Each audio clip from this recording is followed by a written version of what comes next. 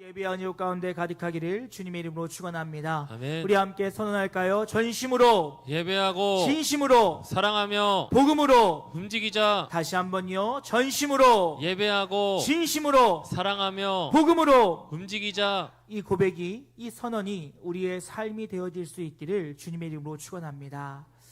오늘은 종려주일입니다. 오늘 종려주일을 맞이하여 동상이몽이라고 하는 설교의 제목으로 함께 은혜 나누기를 원하는데, 여러분이 동상이몽의 뜻을 잘 알고 계실 것입니다. 동상이몽의 사전적 의미를 보면 같은 자리에 있지만 다른 꿈을 꾼다는 뜻으로, 겉으로는 같은 행동을 하면서도 속으로는 각각 딴 생각을 하고 있는 것을 이르는 말을 동상이몽이다라고 이야기합니다. 이러한 동상이몽은 우리의 삶 속에서 아주 쉽게 발견되어지지요. 가장 가까운 부부관계 속에서도, 또 자녀들과의 관계 속에서도, 또 주변에 있는 지인들과의 관계 속에서 동상이몽은 수시로 일어나게 되어집니다. 그런데 왜 이러한 동상이몽이 일어날까라고 생각해 보면 그 원인 속에서 우리는 발견하게 되어지지요. 이렇게 우리가 서로 다른 생각을 하게 된 이유는 경험과 가치관의 차이로부터 온다라는 것입니다. 그렇지요. 모든 사람은 성장 과정이 다 다릅니다. 그리고 교육 수준이 다 다르고요. 과거에 행했던 어떤 일들에 대해 성공이나 실패에 대한 경험들도 다 다르다라는 것이지요. 그런데 모든 사람들은 자신의 이러한 경험들과 이러한 그 지난날의 이야기들을 가지고 오늘 내 삶에 벌어지는 일들을 해석한다라는 것이지요.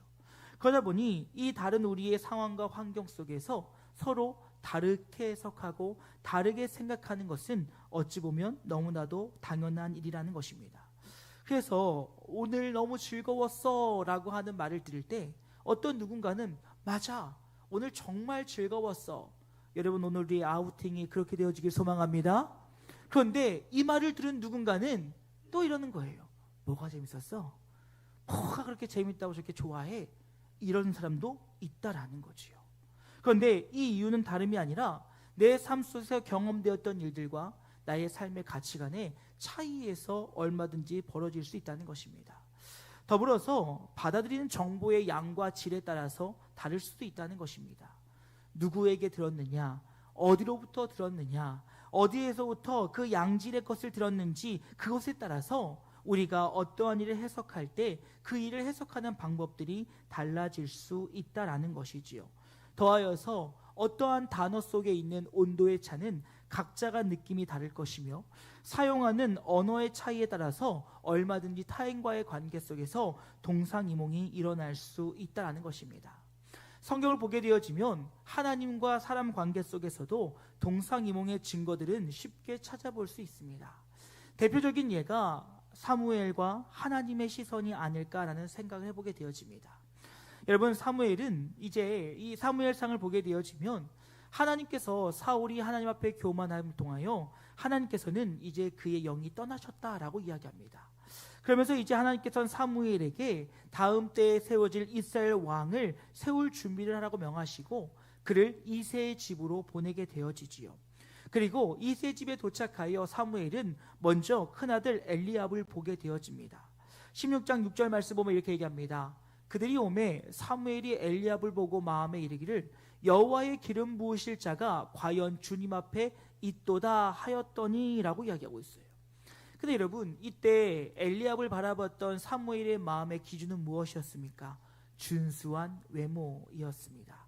그래서 우리가 잘 아는 것처럼 하나님께서는 우리의 외모를 보지 않으시고 중심을 보신다라는 말씀들을 우리는 너무너무 잘 알고 있다는 것이지요. 그래서 이제 그 사무엘의 그러한 시선과 그러한 결정 앞에 하나님은 아니다 라고 말씀하십니다. 그리고 그 집에 있는 아들들을 전부 다 보였지만 하나님께서는 여전히 아니다 라고 말씀하시지요.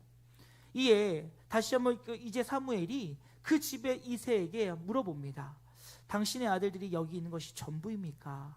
다 왔습니까? 라고 이야기했더니 이 이새의 대답은 아닙니다. 우리 막내 아들이 있는데 이 아이가 지금 양을 치고 있습니다 라고 이야기합니다. 그러자 이제 종을 시켜 그를 불러오게 되어지지요.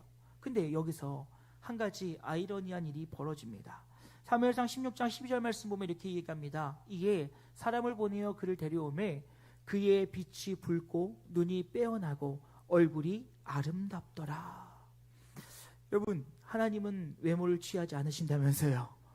하나님 거짓말 하시는 거 아닙니까? 우리가 생각하기에 지금 하나님은 외모를 취하지 않으신다고 하는데 이게 무슨 얘기예요? 근데 여러분 잘 생각해 보십시오. 지금 이 시선은 누구의 시선이냐면 사무엘의 시선이에요.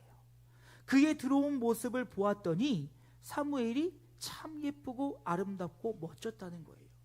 여러분, 여기에서 여러분의 선입견 한 가지 깨드리겠습니다. 다윗은 결코 못생기지 않았습니다.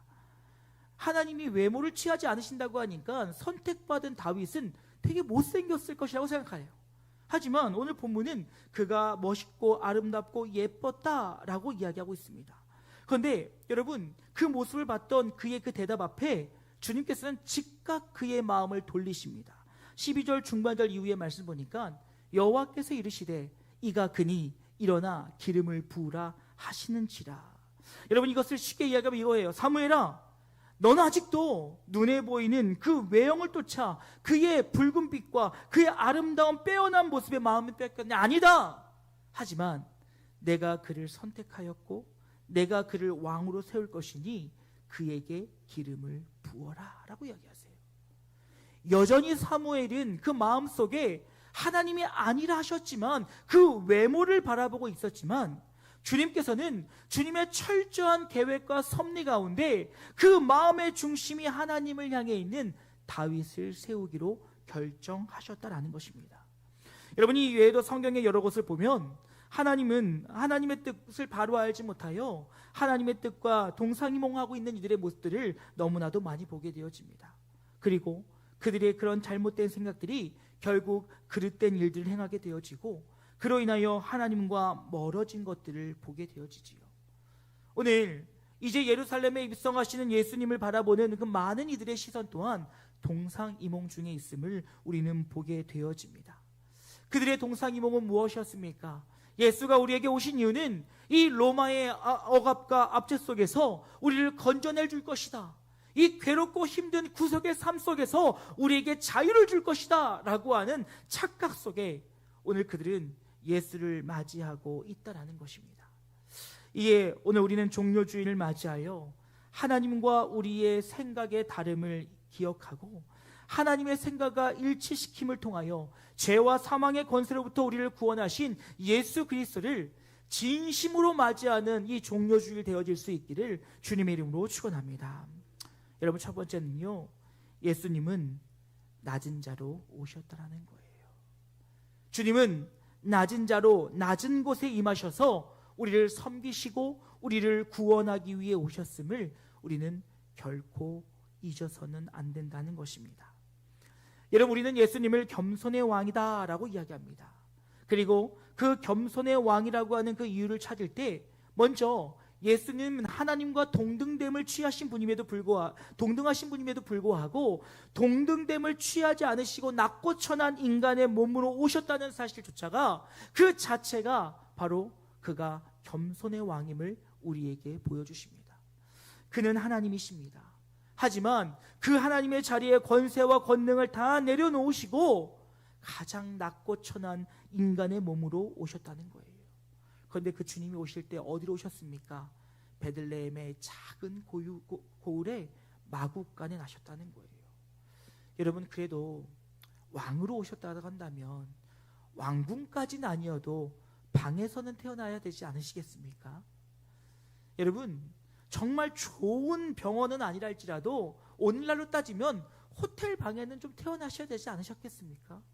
그럼에도 불구하고 가장 낮고 천한 그 짐승들이 모여있는 말구 위에 주님이 나셨다는 거예요.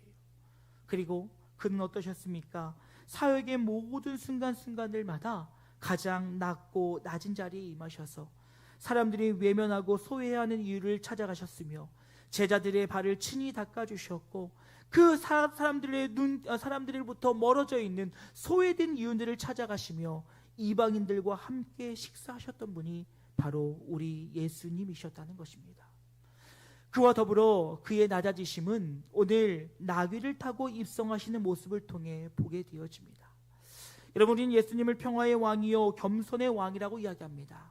그 이유 중에 하나는 바로 무엇이냐? 나귀는 이 평화로운 때에는 그 짐을 나르는 귀한 도구가 되어집니다. 그래서 나귀들이 오고 가는 길이 많은 곳은 평화가 있는 곳이기에 평화를 상징하기도 합니다. 그리고 더불어 이 나귀는 말에 비해서 굉장히 보잘것없고 작은 말이지요. 그러기에 이 나귀는 또한 겸손을 상징하기도 한다는 것입니다. 그런데 여러분, 우리가 더 한 가지 생각해야 될 이유는 바로 그가 겸손의 왕인 이유는 앞서 이야기했던 것처럼 하나님과 동등됨을 취하지 않으시고 하나님 말씀에 순종하여 나귀를 타고 입성하셨기 때문이라는 거예요. 여러분, 앞서 이야기했던 것처럼 예수님께서는 왕이시라면 아마도 준말을 타고 입장하셔야 될 것입니다. 하지만 예수님이 나귀를 타고 입성하실 것은 이미 스가랴 9장 9절 말씀에 예언되었던 말씀이지요. 여러분, 이렇게 이야기합니다. 시온에 따라 크게 기뻐할지어다. 예루살렘에 따라 즐거이 부를지어다. 보라, 내 왕이 내게 임하시나니 그는 공의로우시며 구원을 베푸시며 겸손하여서 나귀를 타시나니 나귀의 작은 것 곧 나귀 새끼니라 라고 이야기하고 있어요. 여러분, 예수님이 나귀를 타셔서 겸손한 것이 아니라 겸손하시기에 나귀를 타시니 그 겸손의 이유는 바로 무엇입니까? 그가 하나님이심에도 불구하고 성부 하나님의 말씀에 순종하여 나귀를 타고 입성하고 계시다라는 거예요. 그러니 그의 겸손함은 오늘 우리를 구원하시고 우리를 죄와 사망의 권세로부터 이끌어내시기 위함이요, 그를 통하여 우리는 구원을 얻게 되었다는 것이죠. 하지만 여러분, 오늘 예루살렘에 입성하시는 예수를 바라보는 무리들은 어땠습니까? 아마 그들은 이해할 수 없었을 거예요. 아니, 적어도 왕이라고 한다면 준말을 타고 와야지요. 아니, 준말은 아니라 할지라도 그래도 말 정도는 타고 오셔야 되지 않겠습니까? 그리고 주변에 호위무사를 거느리고 군대를 거느리면서 뭔가 멋있게 등장해야 되지 않겠습니까? 그런데 작은 나귀 새끼를 타며 입성하고 있다는 것입니다. 이해할 수는 없었지만 그들 마음속엔 기대가 있었습니다. 로마의 그 억압과 압제로부터 우리를 구원하실 분이 저분이라고 하는 그들만의 있었습니다. 그 기대는 무엇이었습니까? 바로 정치적인 메시아, 이 고통과 아픔으로부터, 힘듦으로부터 건져낼 분이시라고 하는 세상적 그런 관심의 구세주를 찾고 있었다는 것이죠. 그러니 그는 어찌했습니까? 종려나무 가지를 바닥에 깔고 또 자신의 옷을 벗어 그 길에 깔고 호산나 호산나 다윗의 자손이여 주의 이름으로 오시니 곧 이스라엘의 왕이여 라며 예수를 맞이했습니다. 하지만 이는 동상이몽이었습니다. 예수님은 그저 그들이 잘 먹고 잘 살게 하기 위해서 오신 것이 아니었다는 것이지요. 그저 그들이 삶의 평안과 안위를 위하여, 그 일들을 위하여 예수님이 오신 것은 아니었다라는 것입니다. 그러기에 여러분, 마가복음 10장 45절 말씀이 이렇게 얘기합니다. 인자가 온 것은 섬김을 받으려 함이 아니라 도리어 섬기려 하고 자기 목숨을 많은 사람의 대속물로 주려 함이니라. 믿으십니까? 믿으십니까? 주님께서 우리의 오신 이유는 바로 낮아지심으로 우리를 구원하기 위해 오셨으니, 사랑하는 여러분, 우리를 위해 낮은 자리에 오셔서 우리를 지키고 보호하시는 그 예수 그리스도의 은혜 앞에 동상이몽하지 않기를 주님의 이름으로 축원합니다. 그런데 두 번째로 문제는 제자들도 동상이몽 가운데 빠져 있었다는 거예요. 여러분, 오늘 본문 16절 말씀 보십시오. 이렇게 얘기합니다. 제자들은 처음에 이 일을 깨닫지 못하였다가 예수께서 영광을 얻으신 후에야 이것이 예수께 대하여 기록된 것임과 사람들이 예수께 이같이 한 것임이 생각났더라. 여러분, 뭐라고 이야기합니까? 제자들도 이 일을 깨닫지 못하고 있었다는 거예요. 여러분, 한번 생각해 볼까요? 지금 많은 사람들이 예루살렘 성 앞에서 입성하시는 예수님을 기다리고 있습니다. 그리고 많은 사람들이 종려나무 가지를 흔들며 호산나 호산나 다윗의 자손이요, 자신의 옷을 벗어서 그 길에 깔으며 예수님을 맞이하고 있었어요. 그렇다면 그때 제자들은 어디에 있었을까요? 아마도 나귀의 뒤를 따르고 있었던지, 아니면 나귀 앞에서 나귀에 붙잡고 이끌고 있었던지, 그 어디선가 예수님 곁에서 함께 입성하고 있었을 것입니다. 아마도 그들은 착각했을 수도 있어요. 예수를 향한 저 환호의 소리가 자신들을 향한 것이라고 착각했을 수도 있습니다.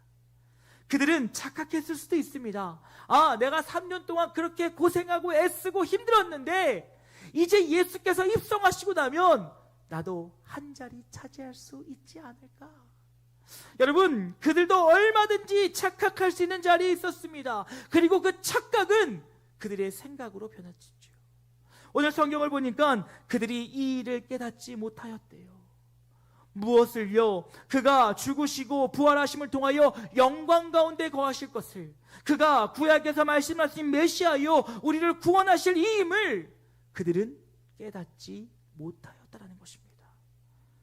그 때가 언제까지입니까? 바로 주님이 죽으시고 부활하시어 그들 눈앞에 나타나 그 주의 영광을 보이시기까지 그들은 깨닫지 못하였다는 것입니다. 사랑 여러분, 소망하는 것은 제자들의 이 미련한 모습이 오늘 저와 여러분의 모습이 되어지지 않기를 주님의 이름으로 축원합니다. 제자들은요 3년 동안 예수님과 함께 했어요. 예수님으로부터 예수님이 누구인지를 들었고요, 예수님과 함께 동행하면서 예수님의 놀라운 이적과 기적을 눈앞에서 보았고요, 그들은 예수님께 직접 하나님 나라가 어떤 곳인지를 그들은 알았다는 것입니다.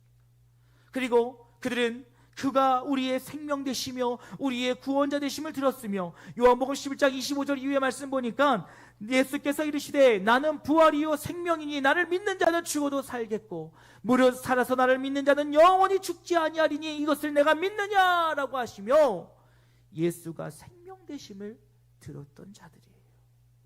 그런데 그들은 깨닫지 못했다는 거예요.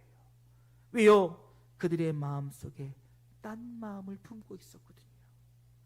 여러분 기억하십니까? 제자들의 다툼을요, 주님 옆자리에 나를 앉혀달라고 싸우던 그들의 모습을 여러분 기억하십니까? 그러니 예수님을 3년 동안 따르며 예수님께 배우고 예수님과 동행했던 그들조차도 오늘 그의 입성이 마치 세상의 정치적 메시아의 입성과 다르지 않다라고 착각 속에 빠져 있었다는 것입니다. 하지만 분명 예수님은 오늘 그 입성의 자리는 죽으시기 위한 입성이요, 우리를 구원하시기 위한 입성이, 주를 믿고 따르는 우리 모두는 동상이몽에 빠지지 않기를 주님의 이름으로 축원합니다. 그렇다면 마지막으로 우리는 성령의 동행하심으로 동상이몽을 깨뜨릴 수 있어야 된다는 것이지요. 여러분, 성령의 조명하심이 없이는 예수 그리스도가 나의 구원자 되심을 깨닫지 못함을 잊지 않기를 주님의 이름으로 축원합니다.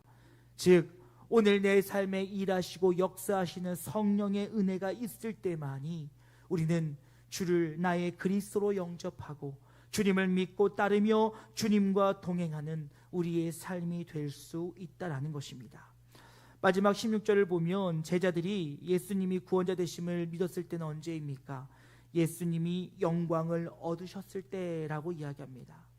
앞서 이야기했던 것처럼 예수님이 영광을 얻으셨을 때는 언제입니까? 그가 죽으시고 부활하셨을 때이지요.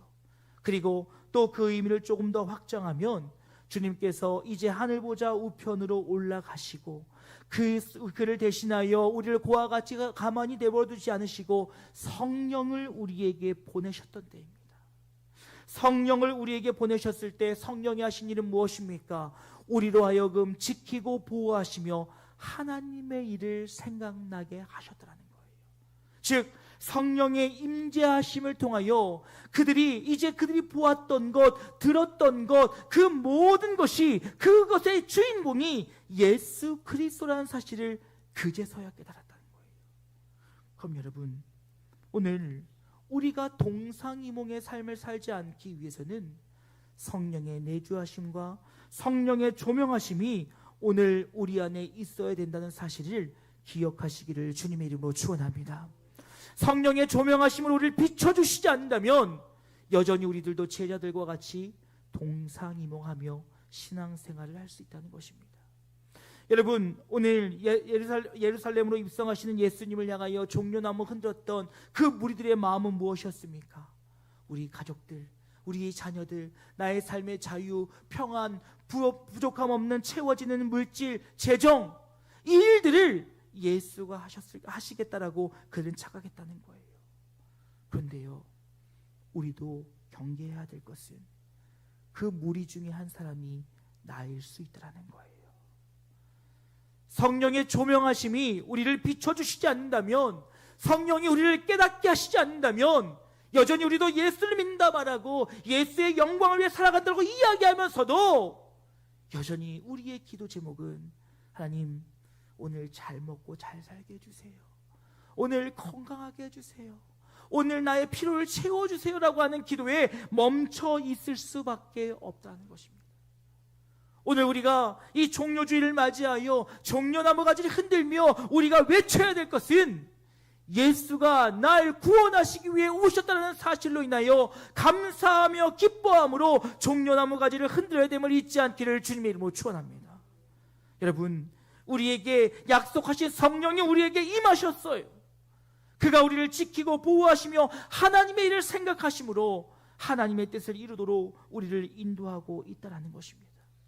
그렇다면 오늘 우리가 해야 될 것은 주의 성령이 오늘 나의 삶에 임하시고 비추심을 통하여 우리가 영의 눈을 떠서 날 구원하실, 나를 영생에 이르게 하실 예수 그리스도를 바라보고 예수 그리스도를 기쁨으로 맞이하는 우리의 종려주일이 되어질 수 있기를 주님의 이름으로 축원합니다.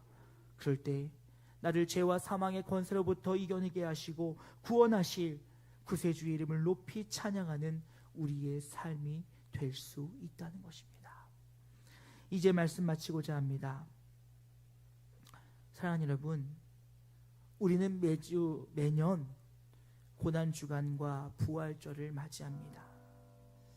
그런데 제 마음속에 한 가지 안타까운 것은 이 기간만 되면 자꾸 우리는 죄에 집중해요. 자꾸 주님이 나를 죄를 용서하셨다는 것에만 집중합니다. 그런데 여러분 기억하셔야 돼요. 우리가 예수 그리스도를 믿는 그 순간 우리는 모든 죄로부터 자유함을 얻었음을 잊지 않기를 주님의 이름으로 축원합니다.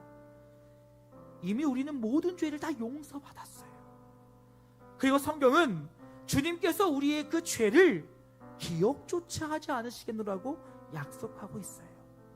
그러면 우리는 이 기간 동안 그저 내 삶에 있는 죄에 집중하기보다는 나의 모든 죄를 용서하신 예수 그리스도를 바라보며 이제 동상이몽이 아니라 하나님의 뜻을 이루어 나가는 일에, 성령께서 나와 함께 하심으로 동행하는 일에 우리의 삶을 드릴 수 있어야 한다는 것입니다. 오늘 종료주일을 지나고 이제 우리 한 주간 고난주간을 지내게 될 것입니다. 여러분, 우리는 착각합니다. 내가 금식하고 새벽 예배를 나오는 것이 그리스도의 고난에 동참하는 것이라고요. 맞지요. 잘못된 거 아닙니다. 맞습니다. 하지만 그것이 전부는 아니라는 거예요. 우리가 금식할 수 있고 우리가 새벽을 나와 깨우는, 피곤하고 어렵지만 깨울 수 있는 것은 주의 은혜를 깨달았기 때문인 거죠. 그렇다면 이 고난주간 우리가 해야 될 것은 성령을 의지하여 성령의 내 안에 그 조명하심을 통해 모든 것이 밝게 드러나고 성령과 함께 동행함으로 더 이상의 동상이몽이 아닌 주의 뜻을 이뤄가기 위한 결단의 시간이 되어야 될 것입니다. 그리고 그럴 때 맞이하는 우리의 부활절이 보라, 이전 것은 지나갔으니 새 것이 되었다라고 하시는 하나님의 말씀 앞에 또다시 새로운 마음과 결단으로 우리의 삶을 살아가게 된다는 것입니다. 사랑하는 여러분, 기억하십시오. 주님은 저와 여러분을 구원하기 위해 오셨습니다. 그리고 그 일을 위하여 오늘도 쉬지 않고 일하시니 오늘 내 안에 밝히시고 깨닫게 하시고 인도하시는 성령을 의지하여 한 주간 그리스도의 고난에 동참함으로 주의 뜻을 발견하고 주님이 원하시는 바 우리의 삶을 통해 이뤄나가는 우리의 한 주간, 우리의 인생 되어질 수 있기를 주님의 이름으로 축원합니다. 오늘 이 찬양으로 설교 마무리했으면 좋겠습니다. 예수 예수라고 하는 찬양인데요, 찬양의 가사를 보면 이런 가사가 있습니다. 능력의 그 이름 예수 나 외쳐 부르네, 구원의 그 이름 예수 나 외쳐 부르네, 예수 그리스도.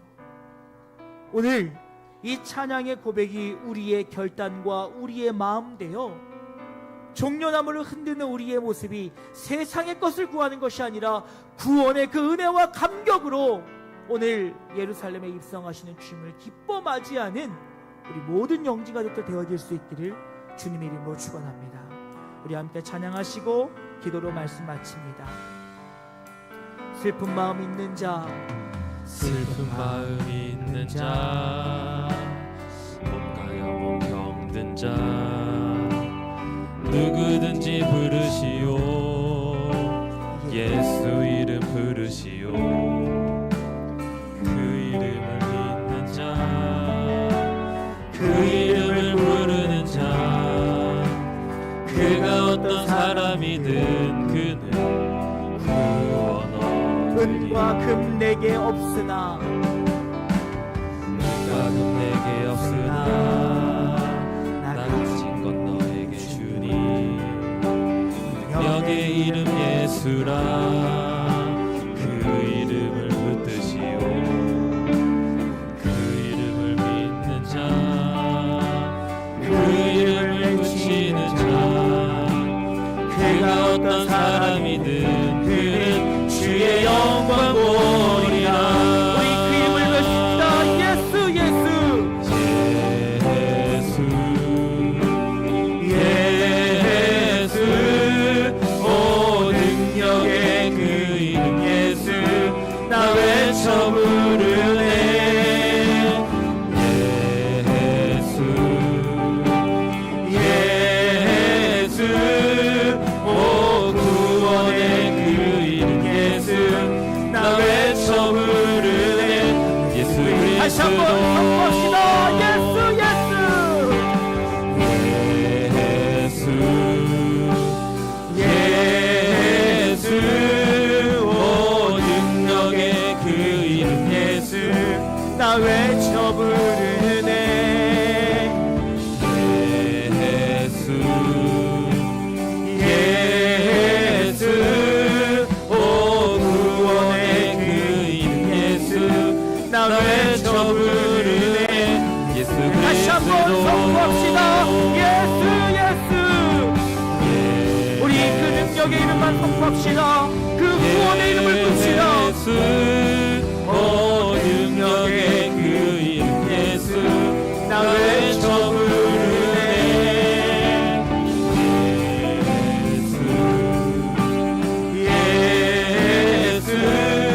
오 구원의 그 이름 예수 나 외쳐 부르네. 예수 그리스도. 우리 함께 기도하길 원합니다. 하나님, 구원의 이름 예수, 능력의 이름 예수, 그 이름을 부르며 그 이름을 의지하며 나아가게 하여 주시옵소서. 세상의 헛된 것을 쫓으며 세상의 헛된 것을 따르며 우리의 예수의 이름을 부르는 것이 아니라 오직 나를 구원하시고 인도하시며 아버지 역사하실 그 이름을 부르며 더 나아가 오늘 성령의 소명하심과 인도하심이 나의 삶을 붙들게 소망하는 마음으로 주의 이름 한번 크게 부르고 함께 기도하길 원합니다. 기도하시겠습니다. 주여